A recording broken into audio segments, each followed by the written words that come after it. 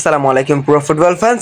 দর্শক, গতকালকে কোস্টারিকার বিপক্ষে ব্রাজিল ম্যাচটি ড্র করেছে এবং সেই ম্যাচে কিন্তু ব্রাজিল এবং বর্তমান কোপা আমেরিকার সমস্ত ফুটবলারদের মধ্যে দামি ফুটবলার ভিনিসিয়াস জুনিয়রকে কিন্তু 71 মিনিট খেলিয়ে ডরিবাল জুনিয়র কিন্তু তাকে উঠিয়ে নিয়েছিল, কেননা তার পারফরমেন্স ছিল খুবই বাজে।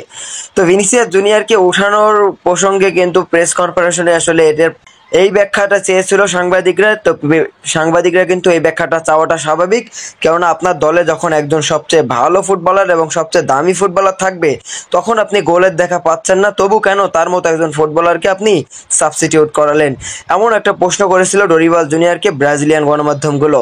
সেখানে ডরিবাল জুনিয়র স্পষ্টভাবে বলে দিয়েছেন, আমি ভিনিকে পাশে এবং গভীরতায় রেখেছিলাম, সে সফল হয়নি, তাকে খুব ভালোভাবে চিহ্নিত করা হয়েছিল, আমাদের একটি সমাধান খুঁজতে হয়েছিল এবং একটি পরিবর্তন করার চেষ্টা করতে হয়েছিল।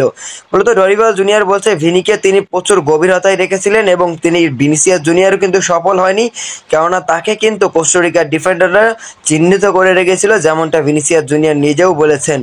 এবং এটির সমাধান খুঁজতেই কিন্তু ডরিবাল জুনিয়র ভিনিসিয়াস জুনিয়রকে 71 মিনিটের মাথায় সাবস্টিটিউট করেন এবং তার পরিবর্তে এনরিকে এবং সাবিনোকে নামিয়ে দেন।